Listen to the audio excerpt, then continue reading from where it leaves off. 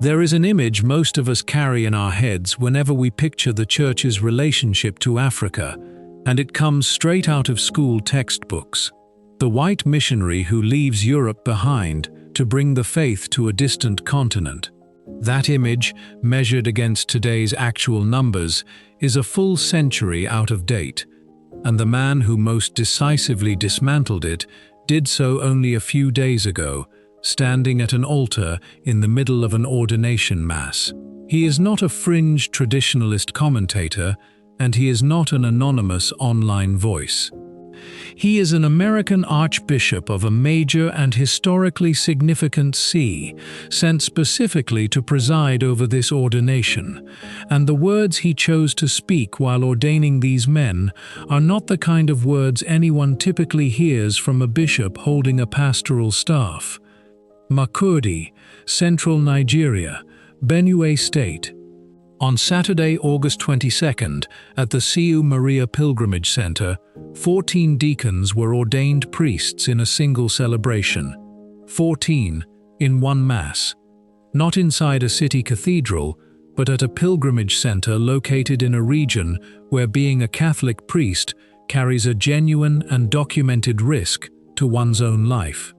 Presiding over the ordination was not a local bishop, but Salvatore Cordileone, Archbishop of San Francisco, who has led that American see since October 2012, and whose own record on doctrinal firmness this channel has already covered in earlier episodes, from his recent elevation to the Apostolic Signatura, to his own public disagreement with Cardinal Roche regarding the future of the traditional Mass.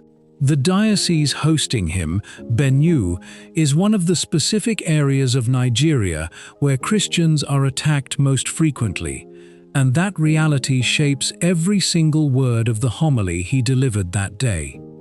He tells the 14 new priests directly, without softening it in any way. You are being ordained in a world in which this is also a dangerous step. Then comes the passage that has since traveled across the entire Catholic world, and it opens with an admission no one had asked him to make. I must admit that I feel humiliated, even out of place, that I, as a Westerner, am preaching these words to you here. He says this directly in front of the 14 men who are about to be ordained. The sentence that follows turns the entire traditional missionary pattern completely on its head, and he delivers it in the very act of conferring the order itself. Our roles should be reversed. He explains exactly why, without reaching for metaphor. Because you are the ones who are giving your lives for our Lord. Then he adds the line that carries the most weight of the entire homily. Too many of your brothers and sisters are doing it literally, with their blood. At that specific point, he reverses the direction that need has always traveled in the classic missionary framework, the one that runs, almost without exception in the popular imagination, from north to south. The irony, he says, is that we in the West need this testimony. He then turns to describe what is actually happening on the other side of the world, and he deliberately reuses the same word he had just used to describe Nigeria's own suffering, attaching a different adjective to it this time. The West is being overwhelmed, he says, not by a persecution of blood and weapons, but by an internal persecution made up of isolation, depression, loneliness, and anxiety. The specific statistic he offers in support of this claim is the kind that can be independently verified within 30 seconds by anyone listening. In the United States, suicide is the second leading cause of death among young people. This is a documented and widely reported public health statistic, consistently cited by the CDC and by multiple independent research bodies tracking adolescent and young adult mortality in America. The root of this crisis, according to Cordileone, lies in a culture of individualism, which he describes as the exact opposite of communion, the very purpose for which he says God created human beings in the first place. It is love that makes communion possible, he says, and that is precisely why God designed us this way. Before moving to the subject of family specifically, he makes a broader claim about the state of Western culture as a whole. We no longer understand these fundamental truths in the West, he says, emphasizing that this includes something as basic as what it actually means to be a family, born from the mutual love a husband and wife freely give to one another. From there, he describes the society he himself comes from, using two specific adjectives that, spoken by the Archbishop of San Francisco, carry a particular and doubled weight given his own city's cultural reputation: lifeless and colorless. Even friendship, he says, that basic human capacity to simply be present with another person without gaining anything material or transactional from the relationship, has folded in on itself to the point of becoming just another form of selfishness. Then comes the single most politically charged passage of the entire homily, the one no wire agency chose to put in its own headline, and it concerns the deliberate export of everything he has just described. This is bad enough for us, he says. But even more serious are the powerful forces in the West that are imposing all of this on the rest of the world, especially here in Africa. He does not let that sentence simply hang there unfinished. He follows it immediately with a thank you, which is precisely the thing no one expects to hear inside an ordination homily. Thank you for having resisted. He extends that gratitude beyond the priests standing in front of him as well. I know the pressure is great, he adds, especially for the national leaders of this continent. As for why the West so often fails to even notice what it is exporting, he offers an explanation that does not spare his own people or his own culture from blame. Physical comforts and conveniences within that culture of selfishness have softened our spiritual endurance. Those who do actually look closely, he continues, are affected by what they see. The heroic sacrifice and suffering of your priests and your people saddens us, but also inspires us. And he draws the entire contrast together into a single line. You suffer to the point of shedding blood, and remain joyful in your Christian faith. The commitment he ultimately offers is framed as mutual rather than one-directional, and the specific formula he chooses places both churches on genuinely equal footing rather than in the traditional donor and recipient posture. We are with you, and we support you, and you support us. He states plainly what he believes the West actually needs from Africa, and it is neither money nor personnel. It is the voice of Africa itself and its testimony, specifically naming the testimony of Nigeria in particular. He closes with two prayers that, after everything preceding them, land with considerably less of the ritual quality such closing prayers usually carry. That God send his angels to protect the Nigerian people, and that peace come soon to that land. His final line functions as a wish that, taken seriously, is really a request, that Nigeria emerge from this trial stronger and holier, so that she might become a light of faith, truth, and evangelization for the entire world. Before going further into what this homily actually means for the broader church, honesty requires stating clearly that the African church is not a single, undifferentiated block speaking with one unified voice on every question this channel has covered across its ongoing series.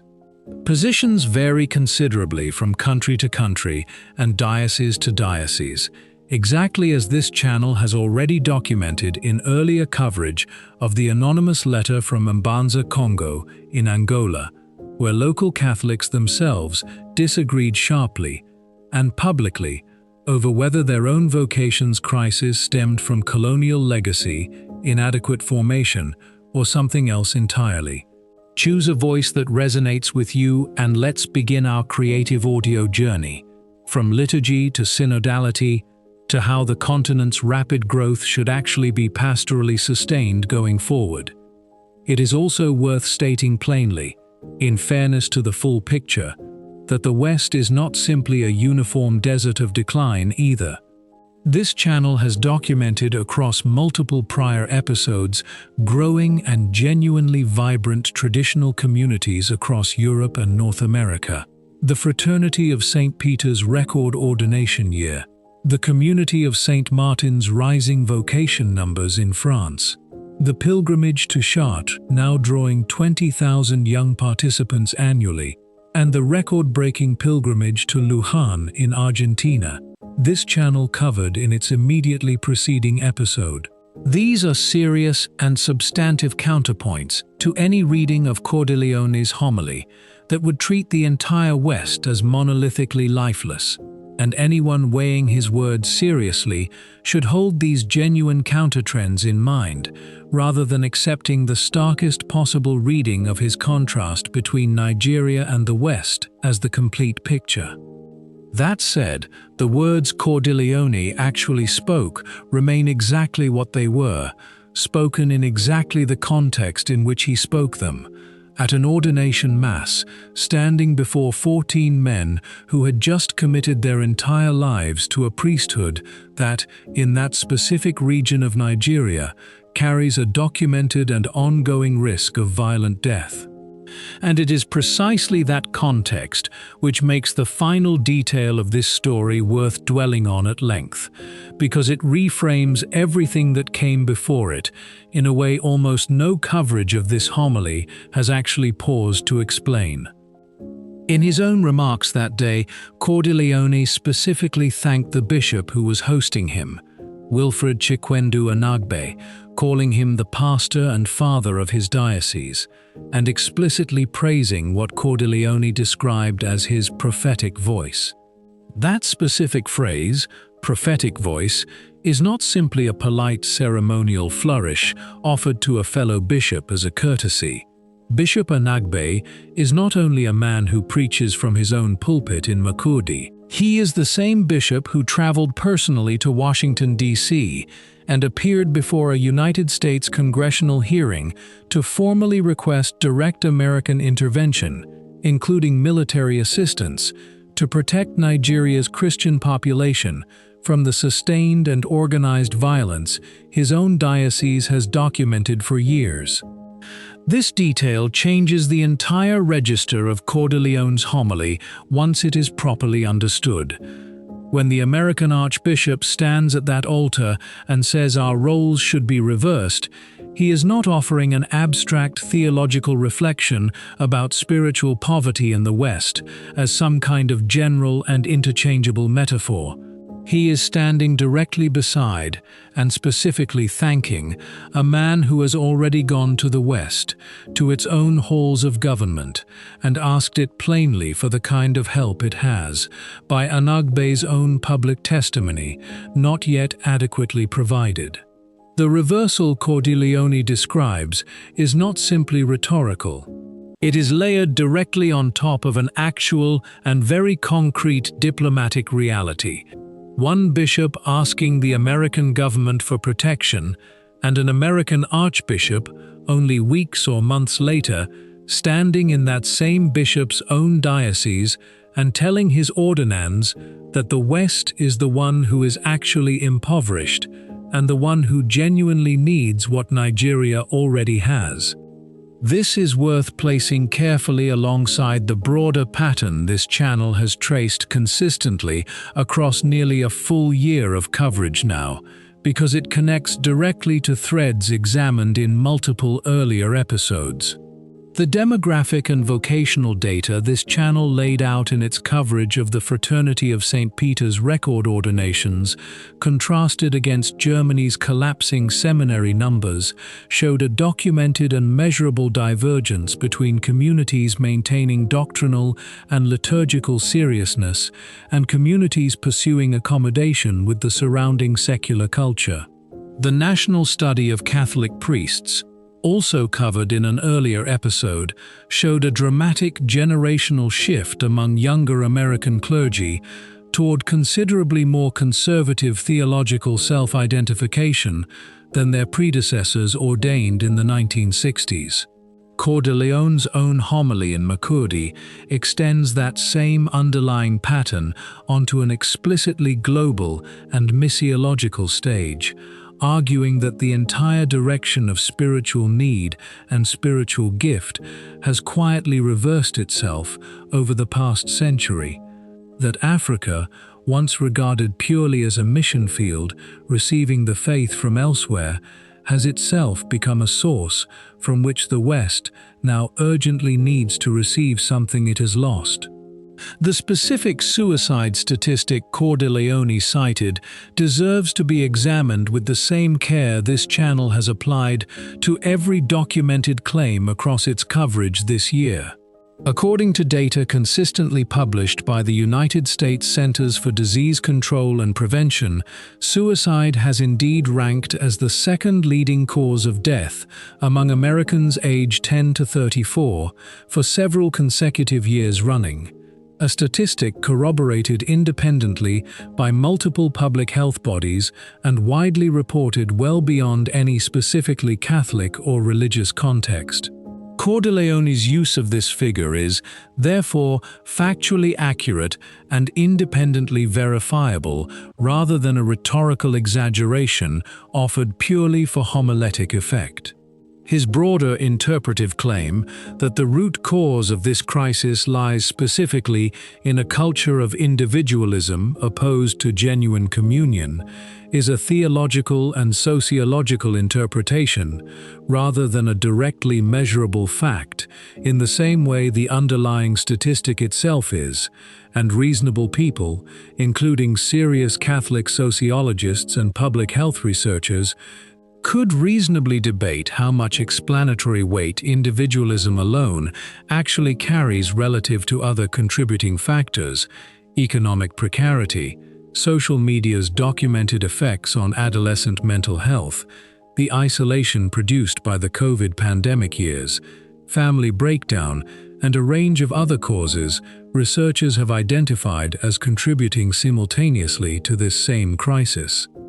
Cordileone's theological diagnosis is a serious and defensible one within Catholic thought, but it should be understood as an interpretation of the data rather than as the data itself, exactly as this channel has tried to maintain that same careful distinction across every episode in this ongoing series.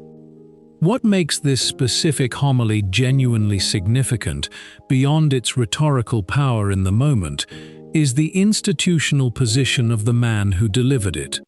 This is not an isolated traditionalist blogger or an anonymous online commentator making sweeping claims about Western decline from a position of no real institutional accountability. This is the sitting Archbishop of San Francisco, a major American see, a man Pope Leo XIV personally elevated to the apostolic signature only weeks before this specific ordination, as this channel documented in an earlier episode covering that appointment directly. When a man holding that specific institutional position stands in Nigeria and delivers a homily this sharply critical of Western culture, including an explicit reference to powerful forces in the West actively imposing cultural and ideological patterns onto Africa, a claim that touches directly on ongoing and well-documented debates about international development funding, population policy, and gender ideology being attached as conditions to Western foreign aid. That specific criticism carries institutional weight considerably beyond what an equivalent statement from a private commentator would carry. This connects directly to a story this channel has already covered in detail, Cardinal Robert Sarah's own address to the European Parliament regarding what he termed ideological colonization, the practice of tying European development aid to African nations to acceptance of specific policy positions on reproductive health and gender, that many African bishops, clergy, and laypeople have publicly rejected as incompatible with their own deeply held religious and cultural convictions. Cordileone's Makurdi homily, delivered independently and in a completely different context, nonetheless echoes that same underlying concern from a different angle entirely. An American archbishop rather than an African cardinal, an ordination homily rather than a parliamentary address, but pointing toward the same basic claim: that the West's own cultural exports to Africa are not, in every case, a straightforward or unambiguous gift, and that African Catholics and their pastors have shown real courage in resisting pressure to accept those exports uncritically. There is a final dimension of this story worth naming plainly before closing, one that ties this specific homily back to the broader theme running through this entire channel's coverage across the past year: the consistent and repeated pattern of communities that maintain doctrinal clarity, liturgical seriousness, and a demanding rather than accommodating vision of Christian life, proving, again and again, across radically different contexts, to be the communities actually thriving. While communities that pursued sustained cultural accommodation have, in case after documented case this channel has laid out, struggled considerably more with declining vocations, emptying pews, and a documented erosion of internal doctrinal confidence. Nigeria's own numbers speak to this pattern with particular force. 14 new priests ordained in a single mass, in a diocese where the priesthood itself carries genuine mortal risk, stands in stark and unavoidable contrast to the German ordination figures this channel examined in an earlier episode, where an entire national church, operating in conditions of complete physical safety and considerable material comfort, managed only 30 ordinations across all 27 of its dioceses, combined in the same general period. Cordileone's own closing words in Makurdi gesture directly toward this same underlying comparison, though he frames it pastorally rather than statistically. "You suffer to the point of shedding blood," he told the men he had just ordained, "and remain joyful in your Christian faith."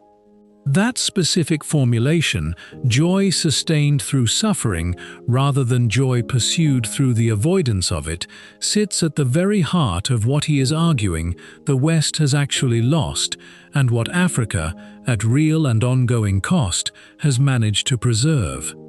None of this settles, on its own, every genuinely contested question this channel has examined across its coverage this year, whether concerning the proper interpretation of Vatican II, the future of Traditionis Custodes, the correct application of canon law to the SSPX's own canonical situation, or the theological status of inculturated practices like the Andean ceremony this channel documented in its previous episode from Cusco. Cordileone's homily does not attempt to resolve any of those specific disputes, and it would be a mistake to read it as though it did. What it does offer, delivered with real institutional weight by a man occupying one of the American Church's most significant sees, standing beside a bishop who has personally carried his own people's suffering directly to the halls of the United States Congress, is a sustained and theologically serious argument that the traditional missionary direction, the West giving and the rest of the world receiving, has not simply slowed down or become more balanced over the past century. It has, in Cordileone's own explicit and repeated words, reversed itself entirely, and the West, whatever its remaining material advantages, now stands in genuine need of precisely the kind of costly, blood-marked fidelity that 14 newly ordained priests in Makurdi, Nigeria, committed themselves to on a Saturday in August, fully aware of exactly what that commitment might eventually cost them. What do you think? Leave a comment below. Amen. God bless you.